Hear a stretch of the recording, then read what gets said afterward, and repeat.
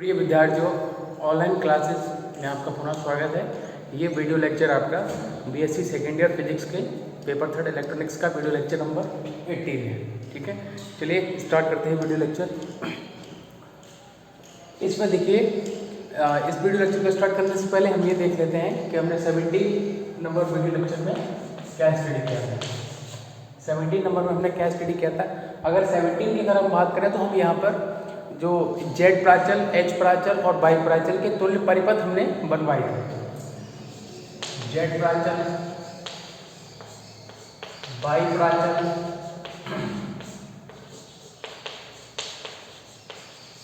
और एच प्राचल, Z, Y और एच प्राचल के तुल्य परिपथ हमने बनवाए थे, जिसमें हमने जेड का करवा दिया था और वाई का भी करवा दिया था। एच प्राचल का हमने आपको परिपथ बनवा दिया था। ठीक है, और जो एच प्राचल के जो समीकरण होते हैं उनके बारे में हमने आपको बता दिया था कि एच प्राचल के जो समीकरण, उसके बाद डायरेक्ट परिपथ बना दिया था। और ये हमने आपको कहा था कि आप इसकी थ्योरी जो इन दोनों में लिखी गई थी, इनके अनुसार, इनके जो समीकरण थे उनके आधार पर, तो उसी आधार पर इनके जो समीकरण होंगे उनके भी आधार पर जो थ्योरी लिखी जाएगी वो आपको हमें बतानी थी, लिख के भेजनी थी। ठीक है, ये आपका काम है, आज शाम तक आप मुझे भेज सकते हो। ठीक है, और यही हमने पढ़ा था कि जेड प्राचल, एच प्राचल और जेड वाई और एच प्राचल के तुल्य परिपथ। ठीक है, तो आइए आज नेक्स्ट टॉपिक स्टार्ट करते हैं।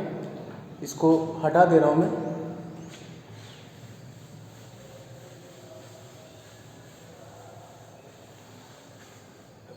देखिए नेक्स्ट टॉपिक क्या रहेगा। नेक्स्ट टॉपिक जो है हमारा वो जालक, जो नेटवर्क हमने पढ़ा था, उस जालक से संबंधित कुछ महत्वपूर्ण थ्योरम्स हैं, प्रमेय हैं, तो उन प्रमेय को हम यहाँ पर डिस्कस करेंगे। ठीक है, तो नेक्स्ट टॉपिक क्या है, नेटवर्क थ्योरम्स।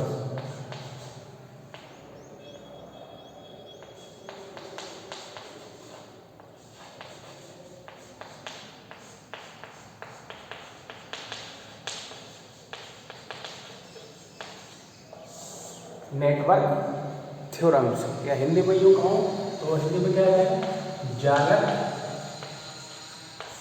प्रमेय, जालक प्रमेय। ठीक है, नेटवर्क थ्योरम को डिस्कस करेंगे हम, यानी जालक प्रमेय। अब कई होती हैं, एक नहीं, कई महत्वपूर्ण प्रमेय हैं जिनको हम यहाँ डिस्कस करेंगे।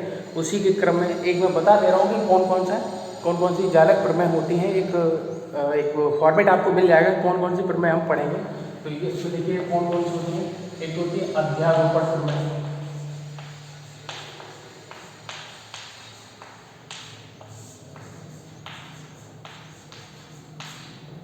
अध्यारोपण प्रमेय, सुपरपोजिशन थ्योरम, ये सब नेटवर्क थ्योरम के अंतर्गत ही आती है ना।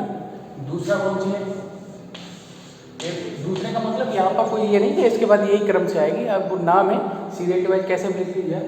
पारस्परिकता,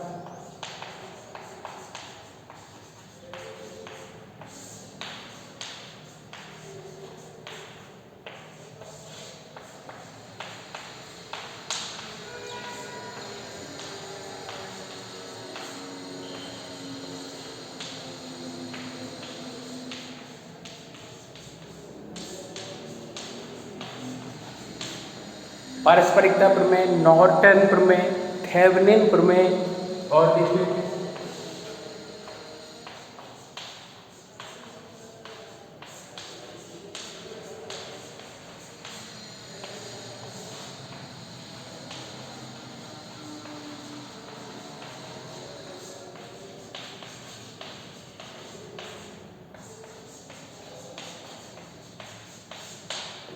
अधिकतम शक्ति संचरित प्रमेय, मिलर प्रमेय, इतनी सारी नेटवर्क्स प्रमेय, ये सभी कौन क्या है, ये सभी आपकी नेटवर्क्स थ्योरम्स हैं।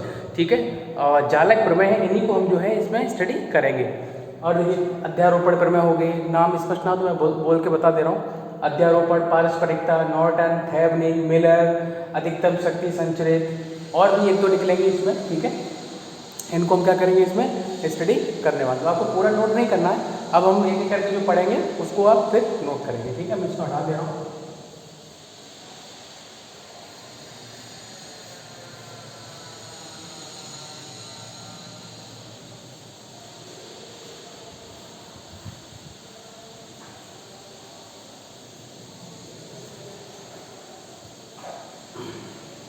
चलिए तो स्टार्ट करते हैं सबसे पहले अध्यारोपण प्रमेय से।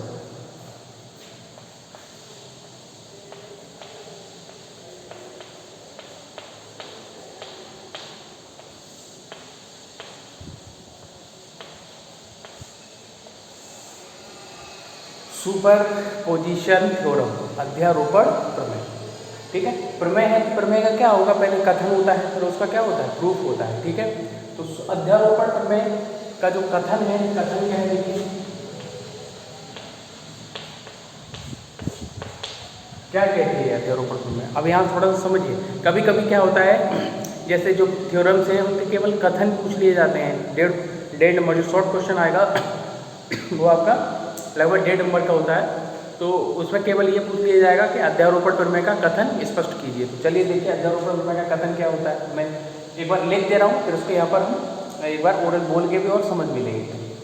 कथन क्या होता है, रेखीय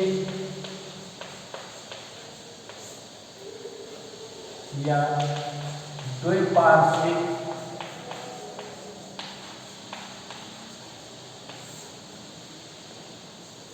प्रतिबाधाओं,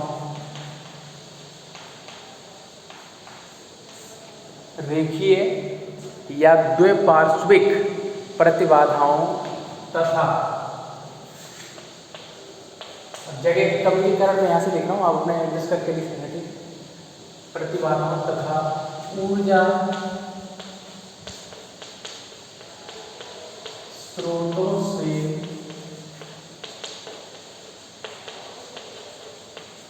मिलकर बने हुए परिपथ, मिलकर बने हुए परिपथ के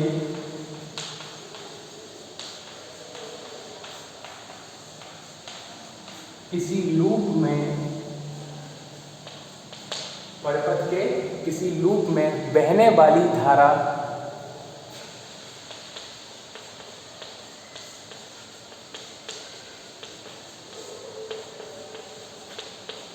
विद्युत धारा, कॉमा लगा दिया यहाँ पर, विद्युत धारा उन धाराओं का या उन सभी धाराओं का, यहाँ से सेंटेंस, यहाँ से दूसरा फैक्ट स्टार्ट हो रहा है, वो ध्यान सुनना, उन सभी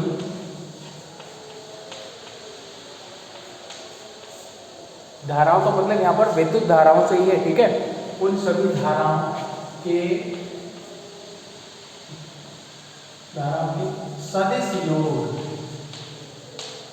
सदिश योगफल के,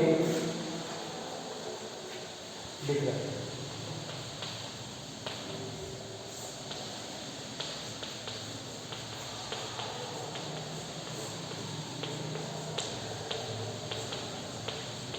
सदिश योगफल के बराबर होती है। ये जो बहने वाली धारा है लूप में, वो उन सभी धाराओं के सदिश योगफल के बराबर होती है जो कि अन्य ऊर्जा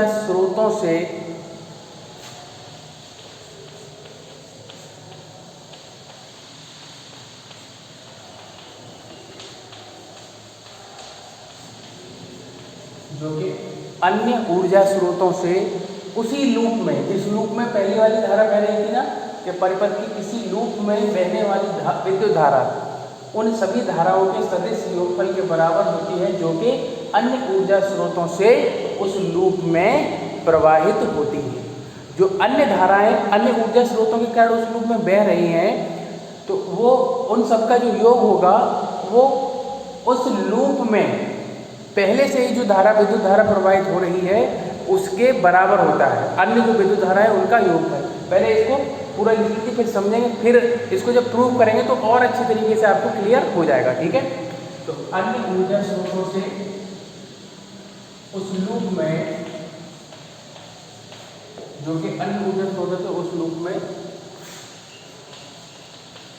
प्रवाहित होती है।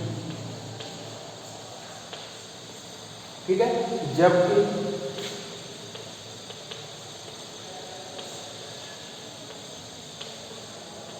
ऊर्जा स्रोत को उसकी आंतरिक ऊर्जा स्रोत को उसकी आंतरिक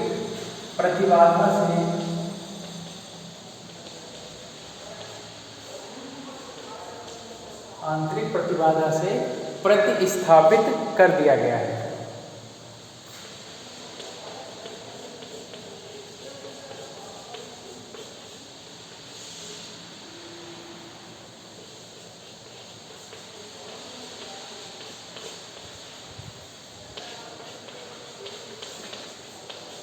कर दिया गया हो लिख दीजिए। हाँ ठीक। अब देखिए ये है आपका पूरा उसका कथन। सारी चीज़ क्लियर आपको दिख रही होगी, इसमें कोई शब्द ऐसा नहीं है। मैं एक बार ओरल भी बोल दूंगा तो उसी से आप मैच करा लेना। अगर कोई शब्द आपको समझ में ना आ रहा हो, मैं एक बार पढ़ भी दे रहा हूँ इसको। कथन करेंगे, रेखीय या द्विपार्श्विक प्रतिबाधाओं तथा ऊर्जा स्रोतों से मिलकर बने हुए परिपथ के किसी लूप में बहने वाली विद्युत धारा उन सभी धाराओं के सदिश योगफल के बराबर होती है जो कि अन्य ऊर्जा स्रोतों से उस लूप में प्रवाहित होती हैं। ठीक है, जबकि ऊर्जा स्रोत को उसकी आंतरिक प्रतिबाधा से प्रतिस्थापित कर दिया गया है। ये कंडीशन रहती है, ये वाली लास्ट में लिखी है ना, यहाँ से लेके यहाँ तक ये कंडीशन रहती है। अब ये प्रूफ करेंगे तो क्लियर हो जाएगा क्या ये कंडीशन है। ठीक है, चलिए ये कथन हो गया। अब हम इसका क्या देख लेते हैं, प्रूफ देख लेते हैं। चलिए इसको मैं हटा दे रहा हूँ, लिख लेंगे इसको, वीडियो बंद करके मैं हटा दे रहा हूँ।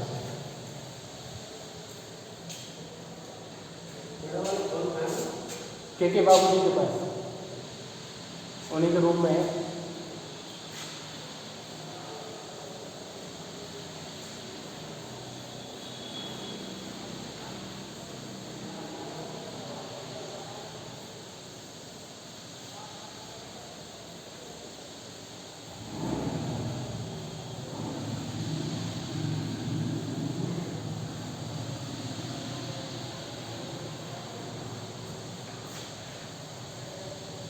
चलिए प्रूफ देखते हैं इसका, है ना।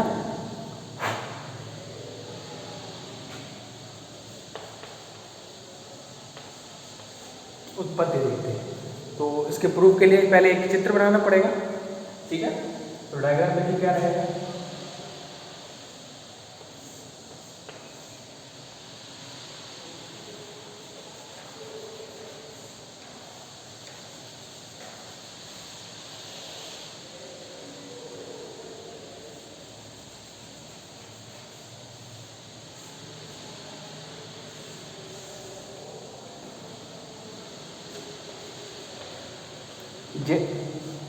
ये सिंबल तो प्रतिरोध का है, लेकिन आप कहोगे हम ये प्रतिबाधा से दिखा रहे हैं। एक ही मैंने क्या बताया था आपको कि जो प्रतिरोध और प्रतिबाधा है, इन दोनों का जो भौतिक प्रवृत्ति है वो सेम रहती है। दोनों क्या करते हैं, इनके वोल्टता का पतन करते हैं, विभव पतन करते हैं। ठीक है, इसलिए यहाँ पर प्रतिबाधा और प्रतिरोध थोड़ा सा डिफरेंस रहता है। प्रतिरोध बिल्कुल सिंगल प्रतिरोध रहता है, प्रतिबाधा में प्रतिरोध और प्रेरण जो प्रतिघात होती है वो भी जो है उसमें आ जाती है बस। ठीक है, लेकिन दोनों का काम क्या सेम है, इसलिए हम यहाँ पर सिंबल को आर की जगह प्रतिरोध प्रतिबाधा से भी दिखाते हैं। ठीक है, Z1 Z2 और ये Z3, इसको बोल दिया E1 प्लस माइनस, ये हो गया आपका E2 प्लस माइनस I2 और ये I1, लूप फर्स्ट और लूप सेकंड। चित्र को देख लीजिए। ठीक है, Z1 Z2 Z3 तीन प्रतिबाधाएं हमने इसमें संयोजित की हैं। दो ऊर्जा स्रोत लगे हुए हैं E1 और E2। ठीक है, पहले लूप में दो लूप आपको दिखा दे रहे हैं, एक लूप ये है और दूसरा लूप ये आपका। पहले लूप में धारा कितनी बह रही है I1, दूसरे लूप में I2।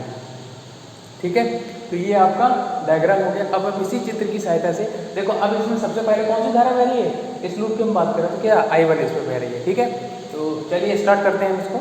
और लूप 2 में कितनी बह रही है I2। तो अब धीरे धीरे जब अब इसको हम आगे बढ़ेंगे तो अपने आप जो कथन था वो आपको जो है समझ में आता जाएगा। ठीक है, चलिए स्टार्ट करते हैं। अब यहाँ पर एक चीज़ और, जब लूप नियम हमने पढ़ाया था तो वहाँ पर केवीएल लगाया था हमने, है ना। तो कुछ अगर बच्चों को वहाँ केवीएल ना समझ में आया हो, जिन लोगों ने ना देखा हो वीडियो क्लियर ना हो, तो वो यहाँ पर भी क्लियर कर सकते हैं, ठीक है। तो इसमें हम केवीएल, मैंने आपको पहले ही बोल दिया था कि आगे आप सभी में क्या केवीएल यूज होगा, ठीक है। चलिए इसको देखते हैं।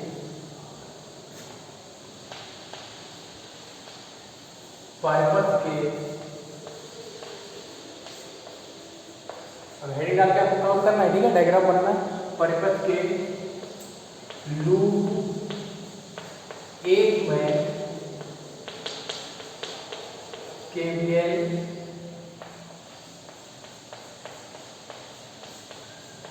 लगाने पर, इसमें मैं ये भी बताऊंगा कि आप कहाँ मिस्टेक कर सकते हो। अगर जैसे एग्जाम में आ गई आपकी अध्यारोपण पद में, तो आप इसमें जब सॉल्व करते हो, सबसे सरल थ्योरम है ये, अभी जब करते चलोगे आप, ठीक है।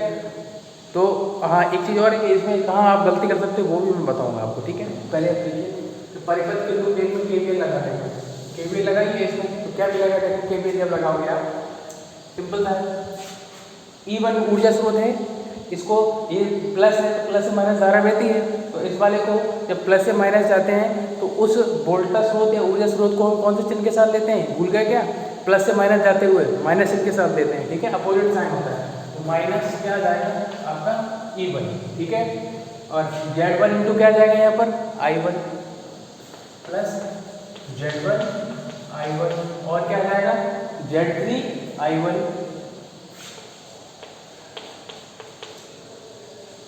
अब हम इसमें देख लेते हैं कि क्या कोई प्रतिबाधा किसी दूसरे लूप में कॉमन है। ये कॉमन है, नहीं है, ये तो वोल्टेज स्रोत तो कॉमन है ही नहीं, ये तो अलग है। Z3 कॉमन है, कौन से लूप में कॉमन है, 1 में भी कॉमन है और 2 में भी, 1 और 2 दोनों में एक प्रतिबाधा ऐसी है जो कॉमन है Z3। तो Z3 का भी यूज होगा ना, याद करो लूप का नियम। तो Z3 में अब इधर से देखेंगे कौन सी धारा प्रवाहित हो रही है, I2। अब जरा यही जो मैं बता रहा था कि गलती कर सकते हो, आपके यहाँ पर बराबर क्या लगाओगे, माइनस लगाओगे, माइनस लगाओगे और आप देखोगे कि Z3 और लिखोगे क्या I2 और बराबर कर दो 0। ये माइनस नहीं आएगा, क्यों, जरा देखिए, ये भी इधर आ रही है और ये भी इधर आ रही है, दोनों की दिशा क्या है, I1 और I2 धाराओं की दिशा क्या, दोनों की सेम है, एक समान है ना। तो यहाँ पर माइनस ऋण आके क्या आएगा प्लस। ये मैं बता रहा था कि यहाँ आप मिस्टेक कर सकते हो। लूप के नियम में देखना जरा, उसमें क्या था, जैसी ये है और वैसी ही ये थी, ऐसी करते ये, तो आपको क्लियर हो जाएगा, ठीक है। अब देखिए, ये हमने केवीएल लगा लिया, इसको थोड़ा और सोल्व कर लें, क्या जाएगा, E1 बराबर, E1 को उधर ले गए, I1 ये है, तो I1 कॉमन ले लिया, क्या आ गया Z1 प्लस Z3, ठीक है। और इधर क्या आ गया आपका प्लस Z3 I2, समीकरण नंबर आ गया आपका ये 1, ओके। पहले लूप में केवीएल लगा लिया, अब हम कौन से लूप में लगाएंगे, दूसरे लूप में केवीएल लगाने पर।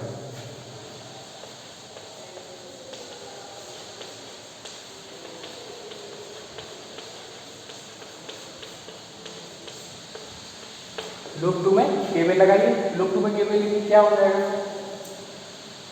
-E2 आएगा, क्योंकि धारा इधर है ना ये वाली, ठीक है। तो प्लस से माइनस की ओर जा रही है तो -E2 आएगा। Z2 I2 प्लस का हो जाएगा Z2 I2 और Z3 I2, Z3 कॉमन है तो इसमें कौन सी धारा रहेगी, I1, लेकिन चिन्ह क्या रहेगा प्लस, वो समझा दिया मैंने। तो Z3 I1 बराबर 0, ठीक है। इसको और सॉल्व कर लेंगे इधर, E क्या है, E2 बराबर लिखेंगे इसको, E2 बराबर क्या मिलेगा, E2 बराबर क्या मिल जाएगा आपको, देखो I1 का है, ये I1 है, तो I1 को पहले लिख लेंगे Z3 और ये I1, उसके बाद I2 को एक साथ लिख लेंगे, तो I2 को कॉमन ले लो आप, तो क्या आ जाएगा I2 और ब्रैकेट में जाएगा Z2 प्लस Z3,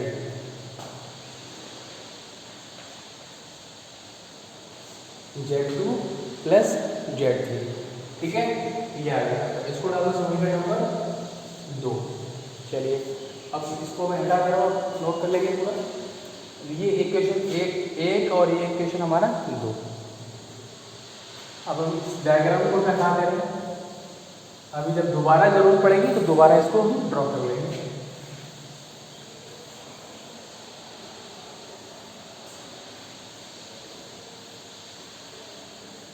देखो समीकरण 2 तो है ही, एक को भी इधर ही लिख दे रहे हैं क्योंकि जरूरत पड़ेगी तो हम इसको यहाँ से यूज कर लेंगे। ठीक है, इधर हम हटा सकते हैं जरा सा। E1 बराबर क्या है, I1 Z1 Z3 Z3 ये I2। अब हम इसको इधर से पूरा हटा दे रहे हैं।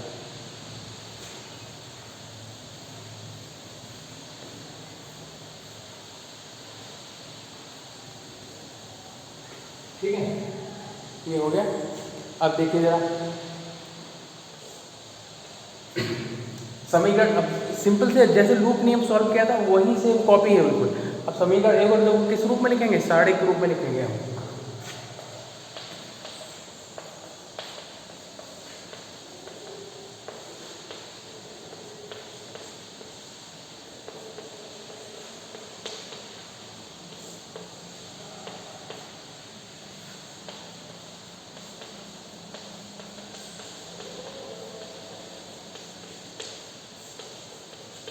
समीकरण एक और दो को साइड के रूप में लिखने को बना के साइड क्या है, E1 और ये E2, ये आ गया बराबर। दूसरी साइड में क्या आ जाएगा, I1 से गुणा क्या समझ में देखिए, Z1 और Z3 स्पष्ट दिख रहा है ना, Z1 Z3। ठीक है, और इधर क्या जाएगा, I2 कितना है Z3, इधर कितना है Z3, और यहाँ कितना है Z2 और ये Z3। तीसरी साइड क्या जाएगी, I1 और ये I2। ठीक है, अब हम इसको भी हटा दे रहे हैं।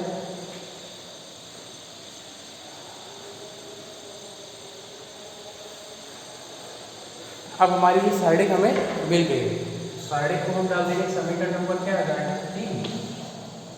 हाँ, समीकरण एक और दो वो थी, लेकिन समीकरण क्या आ जाएगा 3। अब हम इसी साइड में, अगर आपको याद होगा तो इसी साइड से पहले डेल्टा Z का मान ज्ञात करेंगे, डेल्टा 1 का, डेल्टा 2 है ना, और उसके बाद I1 और I2 यानी लूप 1 और लूप 2 में जो धारा प्रवाहित हो रही है I1 I2 उनका मान ज्ञात करेंगे। ठीक है, तो सबसे पहले चलिए देखिए समीकरण 3 से, समीकरण 3 से डेल्टा Z बराबर क्या है, ये पूरा जो बीच का जो मैट्रिक्स है, ये वाली जो मैट्रिक्स है ये पूरी क्या है, डेल्टा Z का मान है। समीकरण डेल्टा Z का मान देखो क्या है आपका, Z1 Z3 Z3 Z3 Z2 और ये Z3। ये जो डेल्टा Z का मान है, डेल्टा Z को क्या कर लेंगे, इसको सॉल्व कर लेंगे, हल कर लेंगे, क्या आ जाएगा,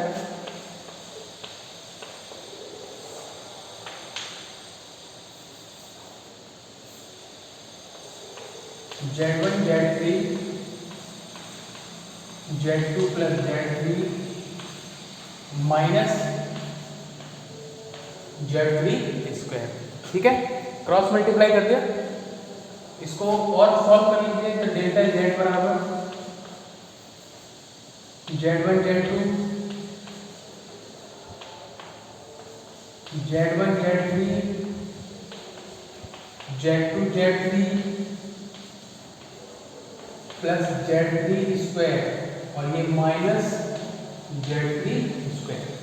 ठीक है, इसको इन दोनों का क्या मल्टीप्लाई था, उसको हमने क्या कर लिया, हल कर लिया, मल्टीप्लाई सॉल्व कर लिया।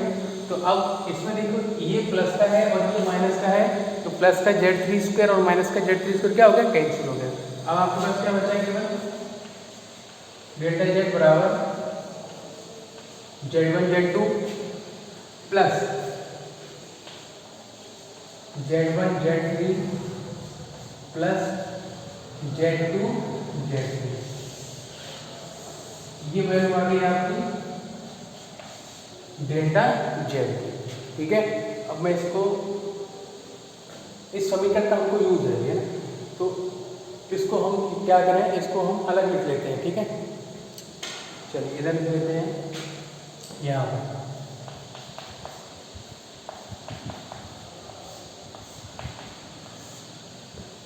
Z1 Z3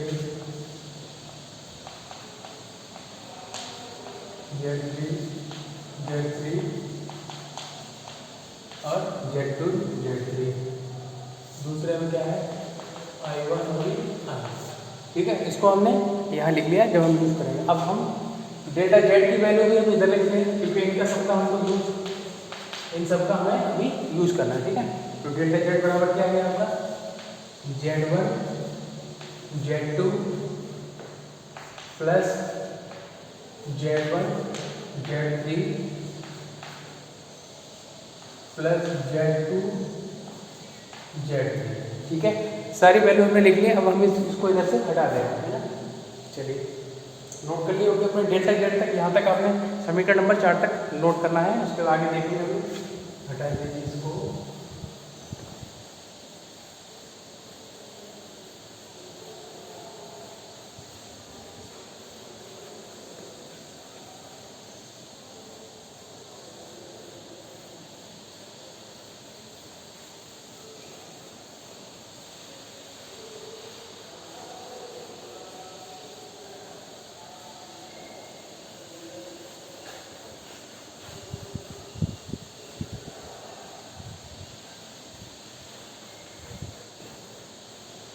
चलिए देखिए, डेल्टा जेड का मान निकालिए। अब हम निकालेंगे वैल्यू किसकी, डेल्टा 1 की। ऐसे ही फिर वैल्यू किसकी निकालेंगे, डेल्टा 2 की। तो डेल्टा ऐसे लिखेंगे, समीकरण 3 से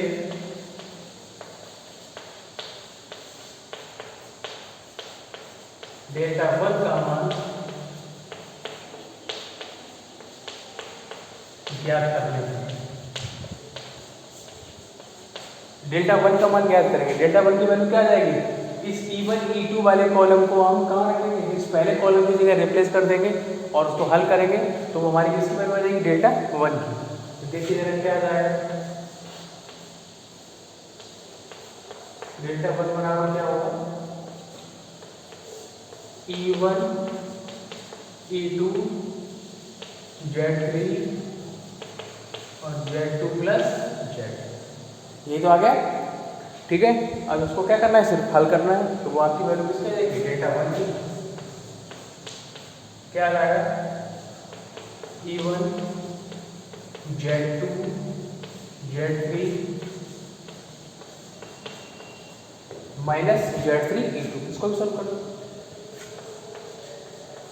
डेल्टा 1 का क्या जाएगा, E1 Z2 E1 Z3 minus Z3 और ये E2, ये वैल्यू किसकी आ गई आपकी, डेल्टा 1 की। तो ये इक्वेशन था आपका 3, ये थी 4, और इधर वैल्यू लिख ले रहे हैं डेल्टा 1, ठीक है। डेल्टा 1 की वैल्यू कितनी आ गई, E1 Z2 E1 Z3 minus E2 Z, ये वैल्यू हमारी किसकी आ गई, डेल्टा 1 की वैल्यू आ गई, ठीक है।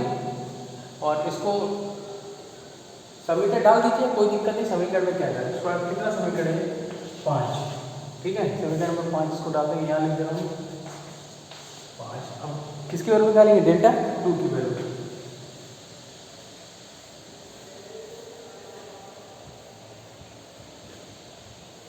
समीकरण 3 से किसकी वैल्यू निकालेंगे, डेल्टा 2 की वैल्यू निकालेंगे।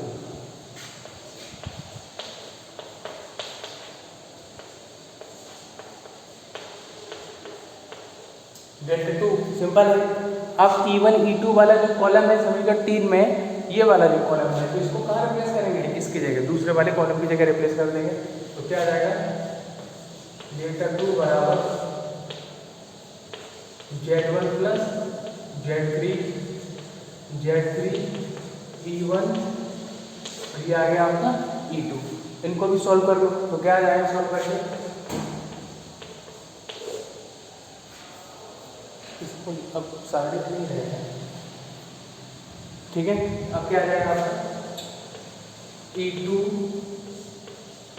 Z1 Z3 minus E1 Z3, ये आ गया। और एक लाइन सॉल्व कर लेते हैं। डेल्टा 2 बराबर E2 Z1 E2 Z3 minus E1 Z3। Equation number क्या आ जाएगी 6। किसकी वैल्यू आ गई हमारी डेल्टा 2 की, इसको भी लिख लो। E2 Z1 E2 Z3 minus E1 Z3, ठीक है। देख लीजिए राइट, ये हो गया आपका डेल्टा 1 2 डेल्टा 2 डेल्टा 2, ये आ गया आपका सर डेल्टा 1 का भी मान आ गया, डेल्टा 2 का भी मान आ गया, डेल्टा Z का भी आ गया, ठीक है। अब जो है इसमें आप I1 और I2 का आपको पता रहता है कि I1 बराबर क्या होता है delta 1 upon delta Z, I2 बराबर क्या होता है डेल्टा 2 अपॉन डेल्टा Z। इनको आप समीकरण की वैल्यू है, इनको आप रख के सॉल्व करेंगे और I1 और I2 के और मान ज्ञात करेंगे उसके आगे नेक्स्ट अगले video lecture. Okay, thank you.